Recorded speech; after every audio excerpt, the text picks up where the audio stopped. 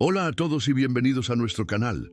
Si eres nuevo por aquí, te invito a unirte a nuestra comunidad de buscadores de la verdad. Suscríbete ahora mismo y activa la campanita para no perderte ninguno de nuestros estudios bíblicos a profundidad. Cada día exploramos las Escrituras, no solo para conocer la palabra de Dios, sino para permitir que la palabra nos conozca a nosotros, revelando verdades que transforman nuestro corazón y nuestra mente. ¿Alguna vez te has sentido como un campo de batalla? Como si hubiera una guerra silenciosa pero feroz, librándose dentro de tu alma. Por un lado, una parte de ti anhela hacer lo que es correcto, lo que agrada a Dios, lo que te acerca a la santidad. Pero por otro lado, hay una fuerza, un impulso, una inercia que te arrastra en la dirección opuesta hacia los mismos pecados, los mismos pensamientos y los mismos hábitos que aborreces. Si has vivido esa frustración, esa sensación de división interna, quiero que sepas que no estás solo.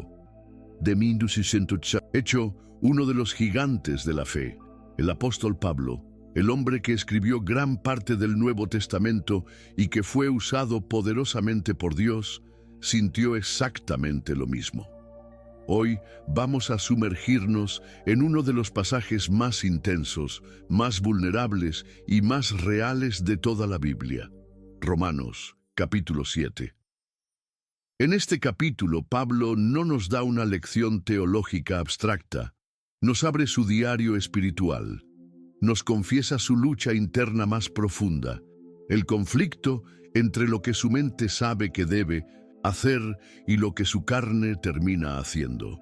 Este capítulo ha sido fuente de inmensa consolación para millones de creyentes a lo largo de la historia, pero también ha sido un punto de confusión para muchos, generando debates sobre si Pablo está hablando de su vida antes o después de conocer a Cristo. Sin importar tu postura, una cosa es segura: todos hemos estado ahí, en ese valle de conflicto.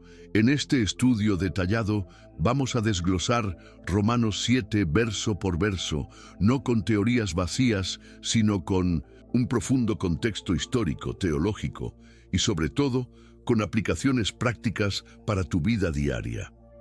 Vamos a responder preguntas cruciales como: ¿cuál es la verdadera y poderosa función de la ley de Moisés si no puede salvarnos?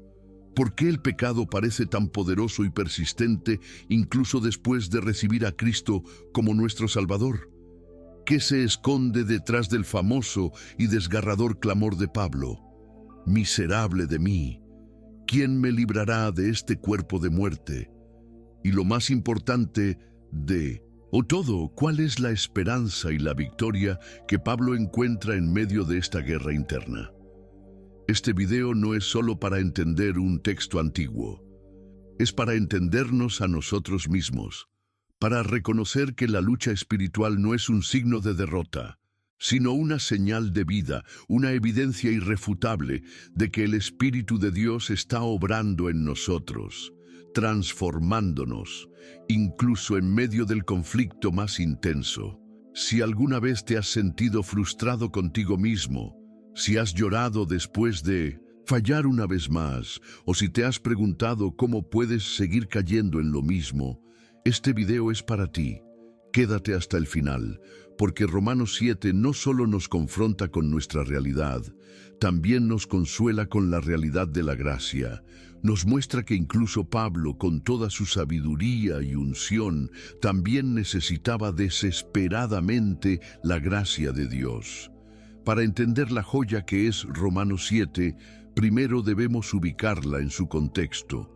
La epístola a los romanos es, sin duda, la exposición más completa y profunda del Evangelio que tenemos en toda la Biblia. Fue escrita por Pablo desde Corinto, alrededor del año 57 después de Cristo, a una iglesia en Roma que aún no conocía personalmente, pero con la que anhelaba tener una relación espiritual profunda y mutuamente edificante.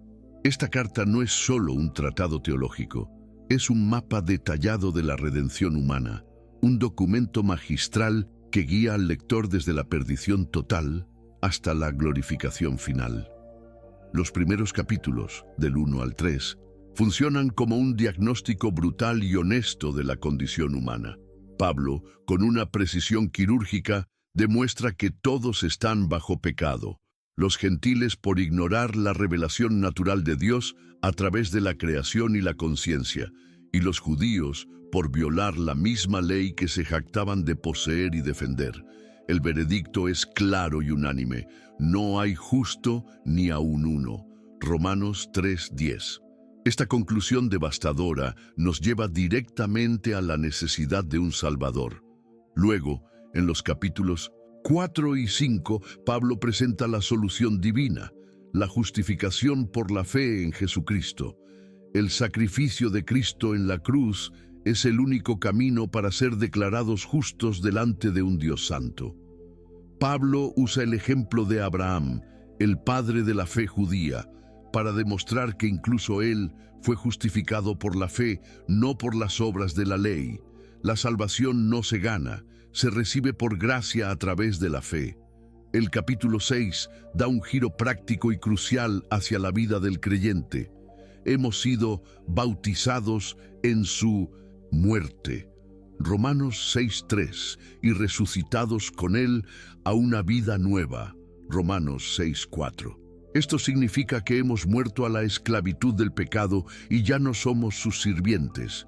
Pero aquí es donde surge una tensión real que ha atormentado a millones de creyentes a lo largo de los siglos. Si estamos muertos al pecado, ¿por qué seguimos luchando con él?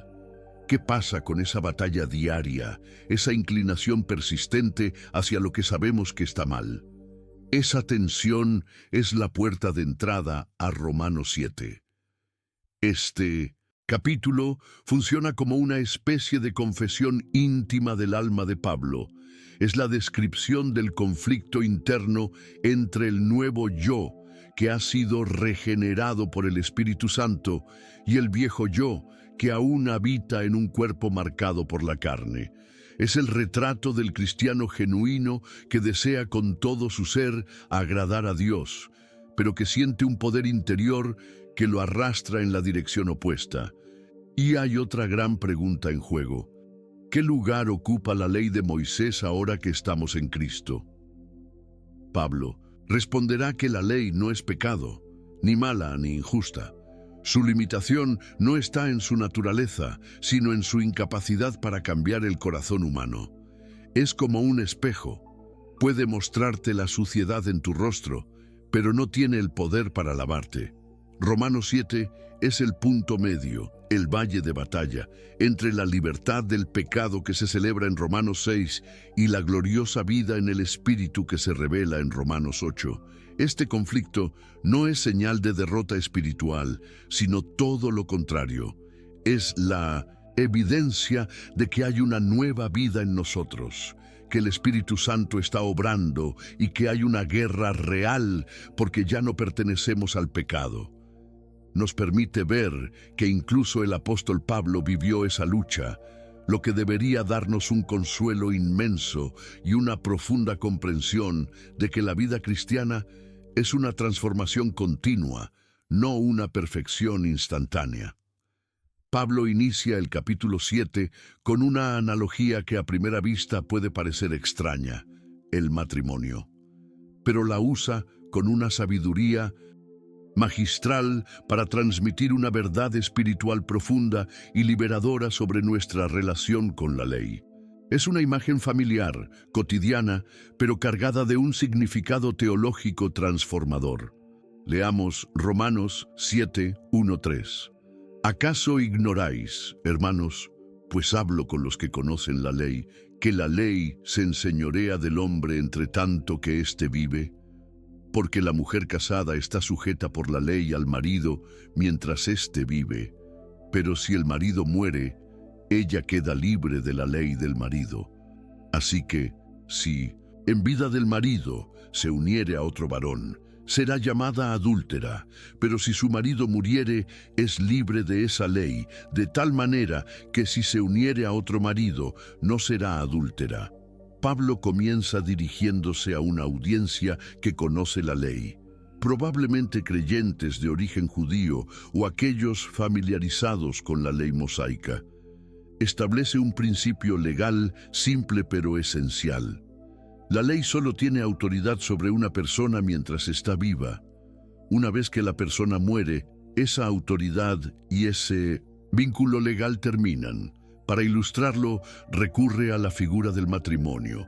Una mujer está legalmente unida a su esposo mientras él viva, pero si él muere, ella es liberada de esa ley matrimonial y puede unirse a otro hombre sin ser considerada adúltera. La muerte, en este caso, pone fin al contrato legal. ¿Por qué Pablo usa esta analogía tan específica? Porque quiere explicar algo fundamental en la vida del creyente. La única manera de quedar libres de la ley es por medio de la muerte. Y eso es exactamente lo que ha ocurrido con nosotros al creer en Cristo. Cuando pusimos nuestra fe en Él, fuimos unidos a su muerte, morimos con Él. Este es un punto crucial y a menudo malentendido. La ley no murió, nosotros morimos. La ley sigue siendo santa, justa y buena. Pero nosotros fuimos incluidos en la muerte de Cristo y esa muerte rompió el vínculo legal que nos unía a la ley. La ley tenía dominio sobre nosotros, nos mostraba nuestros pecados, pero no podía salvarnos. Era como un espejo que nos mostraba cuán sucios estábamos, pero no tenía el poder para limpiarnos. No porque fuera mala, sino porque el problema estaba en nosotros, en nuestra naturaleza caída, que era incapaz de obedecerla plenamente. Entonces, al morir con Cristo, esa relación legal fue rota.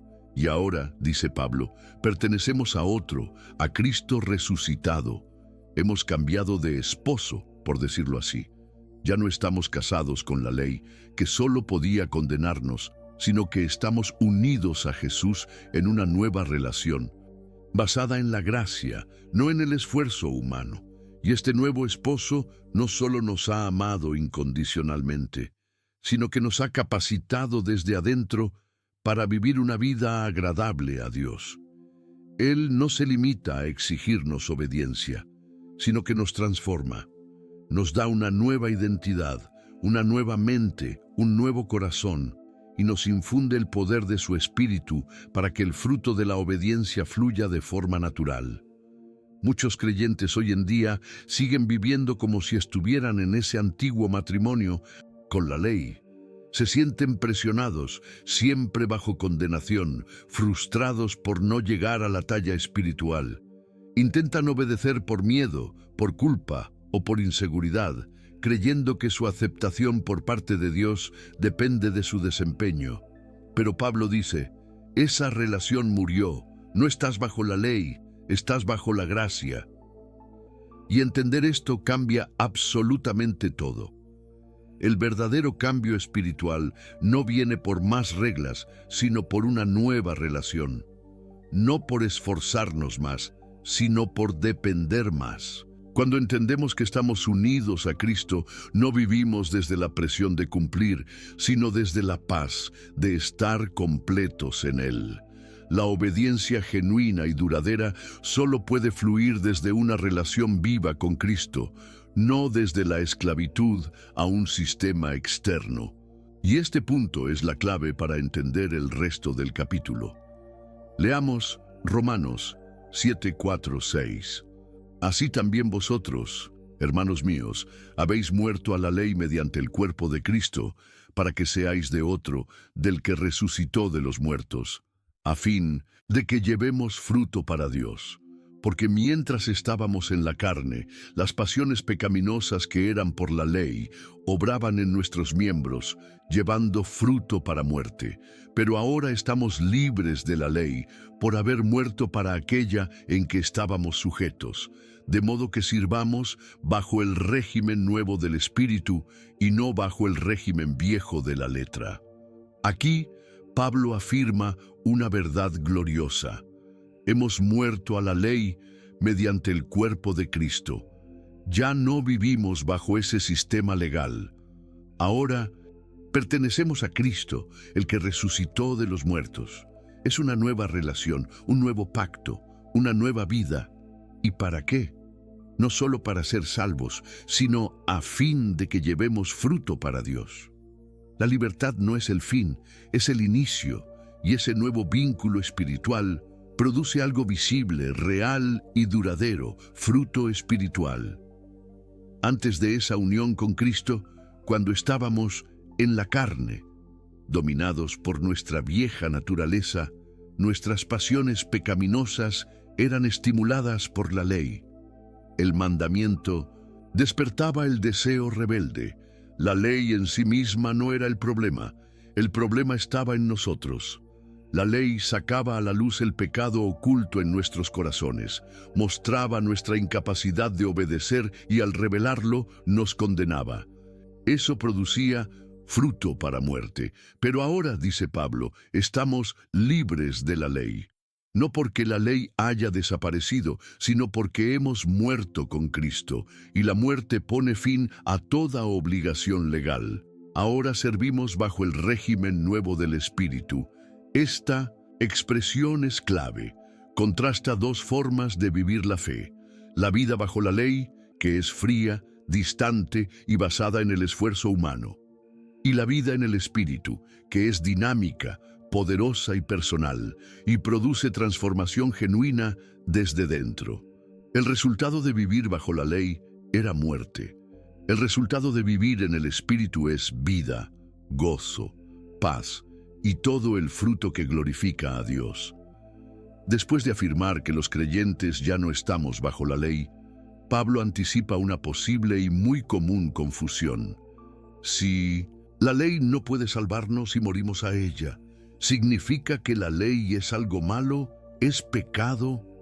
Y con su estilo característico, responde de inmediato con un contundente y enfático, de ninguna manera. Leamos el pasaje. ¿Qué diremos? ¿La ley es pecado? En ninguna manera. Pero yo no conocí el pecado sino por la ley, porque tampoco conociera la codicia. Si la ley no dijera, no codiciarás. Mas el pecado, tomando ocasión por el mandamiento, produjo en mí toda codicia, porque sin la ley el pecado está muerto. Y yo sin la ley vivía en un tiempo, pero venido el mandamiento el pecado revivió y yo morí. Y hallé que el mismo mandamiento que era para vida, a mí me resultó para muerte. Porque el pecado, tomando ocasión por el mandamiento, me engañó y por él me mató. De manera que la ley a la verdad es santa y el mandamiento santo, justo y bueno. Luego lo que es bueno vino a ser muerte para mí, en ninguna manera, sino que el pecado, para mostrarse pecado, produjo en mí la muerte por medio de lo que es bueno, a fin de que por el mandamiento el pecado llegase a ser sobremanera pecaminoso. Romanos 7:13. Este pasaje es profundo, teológicamente impactante y sobre todo brutalmente honesto. Aquí Pablo no solo explica el papel de la ley, sino que también confiesa cómo fue su propia experiencia bajo ella. Lo que está haciendo es revelarnos la función diagnóstica de la ley. La ley no fue dada para salvarnos, sino para mostrarnos nuestra desesperada necesidad de salvación. Pablo dice, yo no conocí el pecado, sino por la ley. Esto no significa que él no sabía que robar o matar eran actos malos. Lo que quiere decir es que la ley hace que el pecado se vuelva personal, real y evidente en lo más profundo de su ser. Pablo usa un ejemplo muy estratégico. No codiciarás. La codicia no es una acción externa como robar o matar, es un deseo interno, invisible. Y precisamente por eso la ley lo saca a la luz. Pablo explica que cuando conoció este mandamiento, el pecado, tomando ocasión por el mandamiento, produjo en mí toda codicia. Esto nos revela algo sorprendente. El pecado, lejos de ser pasivo, es activo, oportunista y manipulador. Usa lo que es bueno, el mandamiento de Dios, para provocar lo malo, la desobediencia, no porque el mandamiento sea malo, sino porque el corazón humano está corrupto y es rebelde. Y aquí llegamos a una verdad devastadora. Sin la ley, el pecado está muerto. Esto no significa que el pecado no existía antes de la ley, sino que no se manifestaba con toda su fuerza. Es como un volcán dormido. Está ahí, pero cuando se activa, muestra su verdadero poder destructivo. Venido el mandamiento, el pecado revivió y yo morí, dice Pablo. Él pensaba que estaba vivo espiritualmente, que era justo y que guardaba la ley. Pero cuando el mandamiento tocó su conciencia, se dio cuenta de su verdadera condición, pecador condenado, y esa revelación lo destruyó internamente. Pablo afirma que el mandamiento que debía dar vida le produjo muerte. ¿Cómo es posible que un mandamiento santo pueda traer muerte? Aquí está la clave. El pecado usa incluso lo bueno como arma.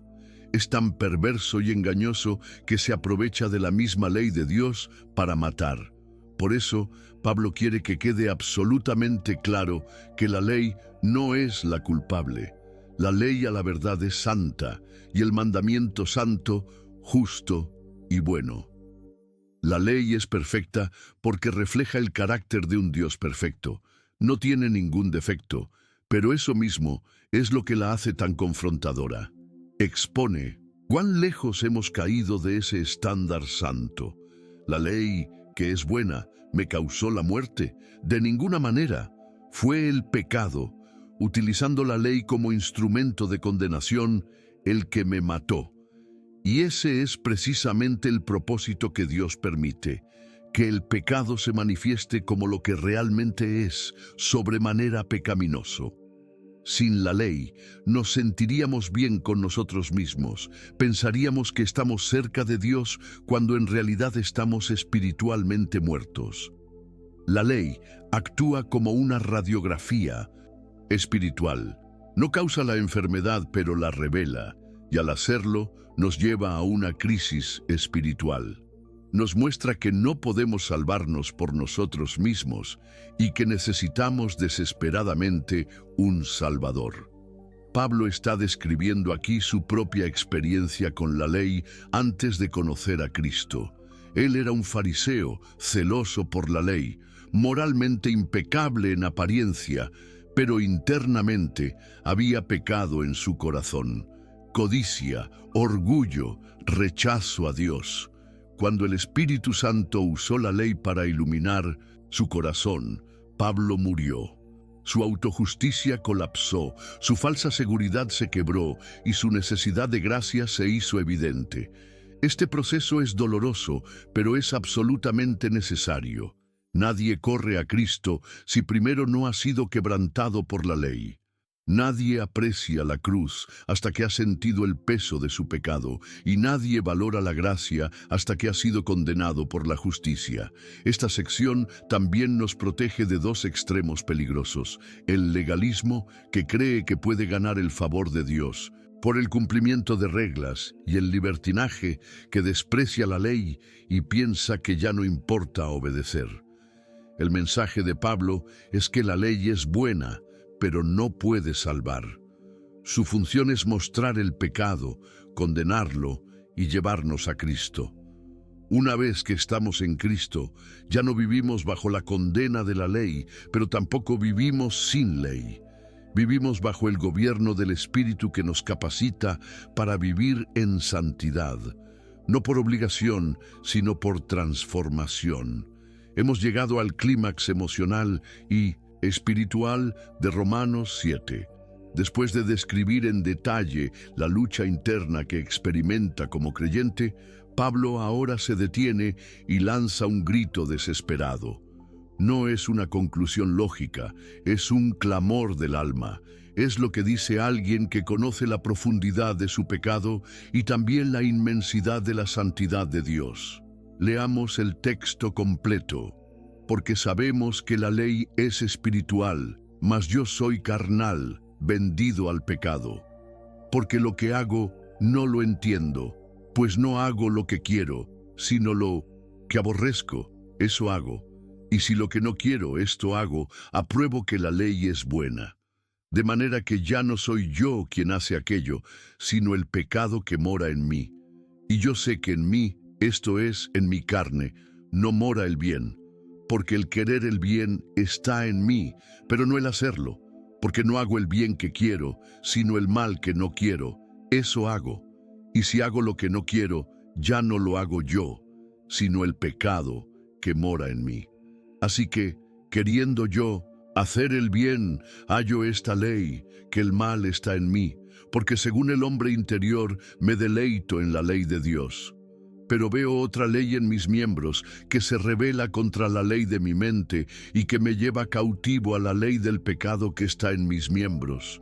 Miserable de mí, ¿quién me librará de este cuerpo de muerte? Gracias doy a Dios por Jesucristo, Señor nuestro. Así que yo mismo con la mente sirvo a la ley de Dios, mas con la carne a la ley del pecado. Romanos 7, 14, 25. Este pasaje ha generado un inmenso debate a lo largo de la historia de la Iglesia. Algunos creen que Pablo habla de su vida antes de conocer a Cristo. Otros, que describe la experiencia normal y continua del creyente regenerado. El contexto de toda la carta y el lenguaje que usa, me deleito en la ley de Dios, sugieren con fuerza que Pablo está describiendo su experiencia como creyente, ya redimido, pero aún en lucha con los remanentes de su carne. Solo un creyente puede decir, quiero hacer el bien, pero no lo hago. Solo alguien que ha nacido de nuevo puede aborrecer el mal que hace y desear sinceramente agradar a Dios. Veamos este conflicto en detalle. Primero, Pablo dice, yo soy carnal, vendido al pecado. Aquí no está negando su justificación en Cristo, ni diciendo que es un esclavo del pecado en un sentido absoluto. Está reconociendo que todavía habita en un cuerpo marcado por la debilidad, afectado por el pecado. Es esa inclinación pecaminosa que aún vive dentro de cada creyente. Es un campo de batalla interno donde hay dos voluntades en conflicto, una que desea agradar a Dios y la otra que lo arrastra en la dirección opuesta. La frase, no hago lo que quiero, sino lo que aborrezco, eso hago, resume esta tensión. Es el lenguaje de alguien que ama la justicia, pero se enfrenta diariamente con la dura realidad de su carne. Muchos cristianos honestos han leído este pasaje con lágrimas en los ojos, porque ahí, en esas palabras de Pablo, ven reflejada su propia lucha. La lucha contra el orgullo, la lucha contra pensamientos impuros, la lucha contra la impaciencia, la envidia, la falta de perdón. La lucha de querer orar más pero no hacerlo. La lucha de querer controlar la lengua pero hablar de más. Pablo no justifica el pecado, no lo excusa, pero sí lo ubica correctamente. No proviene del nuevo yo regenerado por el Espíritu, sino de la carne, esa parte aún no redimida del ser humano. Por eso dice, ya no soy yo quien lo hace, sino el pecado que mora en mí. Esto no es un intento de evadir la responsabilidad. No está diciendo, no soy culpable. Lo que está haciendo es distinguir entre su nueva identidad en Cristo y la vieja naturaleza que aún habita en él. Aquí hay una gran verdad que todo creyente debe entender. La regeneración no elimina completamente la presencia del pecado en nosotros.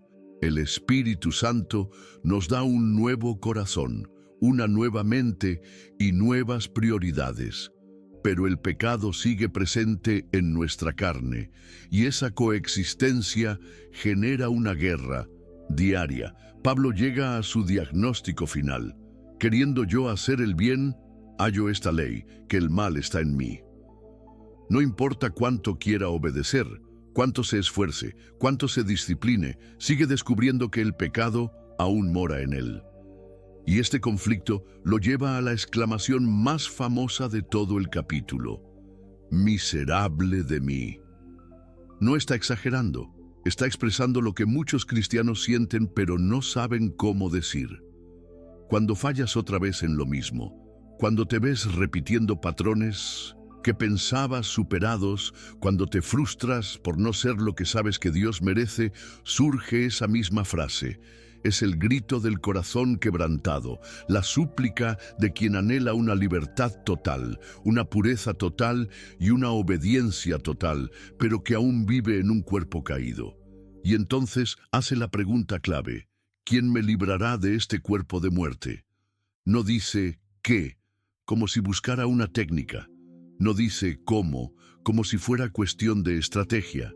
Dice ¿quién?, porque sabe que la única solución es una persona, un salvador, un libertador, alguien más fuerte que el pecado, más grande que su carne, alguien que no solo perdone sino que libere.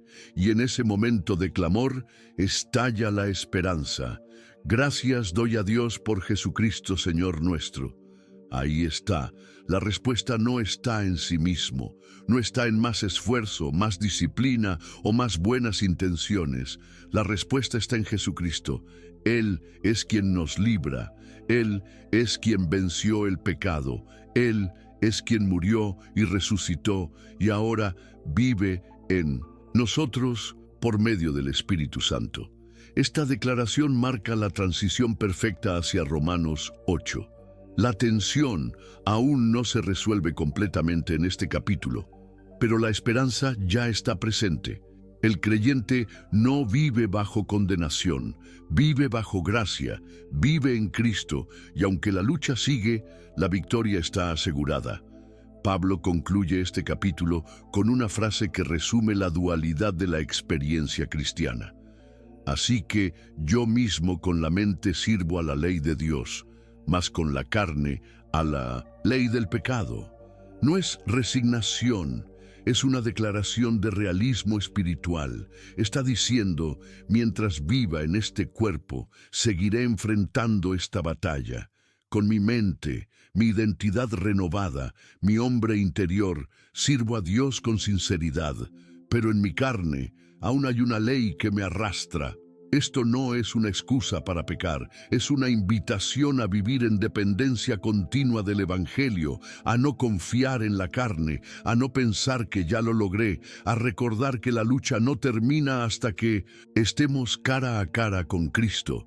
Pero también es un llamado a la gratitud, porque Jesucristo no solo nos salva del castigo del pecado, también nos libera de su poder, y aunque esa liberación es progresiva día a día, es real, es constante y es segura.